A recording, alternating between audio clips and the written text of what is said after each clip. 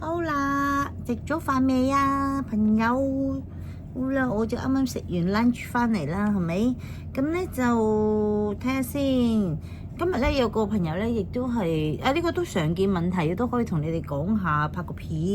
咁有啲朋友咧成日都話唔見咗呢個畢業證書係嘛？中五畢業證書啊，咁咧我哋咧係要中五畢業啦，最基本啊呢個嚇，咁啊先至可以去考牌攞呢個地產代理牌啦。OK，咁咧就你可以去翻。如果假設你唔見咗嘅，咁第一個途徑梗係帶埋翻去你個母校啦，中學嗰度，咁可唔可以補翻張畢業證書俾你啦？呢個最簡單啦。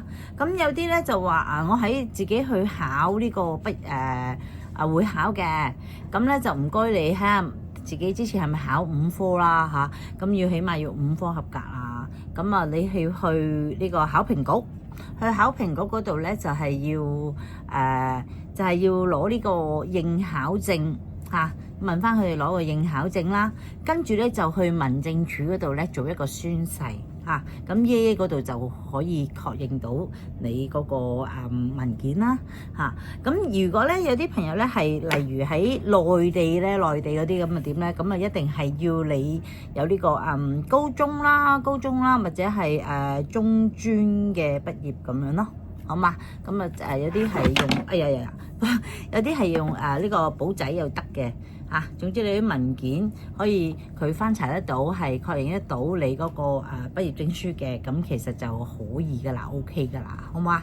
咁亦都有朋友仔問我哋會教啲乜嘢啊？咁會幾耐到開單？咁之前都講咗啦嚇，咁最快嘅新同事咁一即 pass 考試啦，因為我哋有堂俾你上 ，OK， 咁亦都有啲呢個雞精班嗰啲啦嚇，咁同埋咧就學啲咩嘢？咁我哋好多範疇嘅喎，咁睇下你到時嗰個情況而定啦。咁例如學剪片咁而家最咁佢話我唔拍片啊，或者我好上唔到鏡咧，好驚啊，或者一個人咁，我諗一步一步嚟啦。咁睇下你適合邊一個範疇嘅嘢，咁我哋咪教你邊一樣咯，或者每一樣俾你去試，跟住睇下你邊一樣嘢係最強咯，明唔明啊？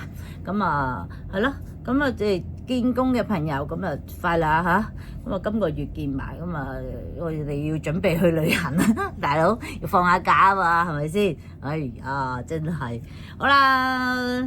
到時見工有咩問題可以隨時俾電話我哋，地產上嘅問題 OK， 好啦，拜拜。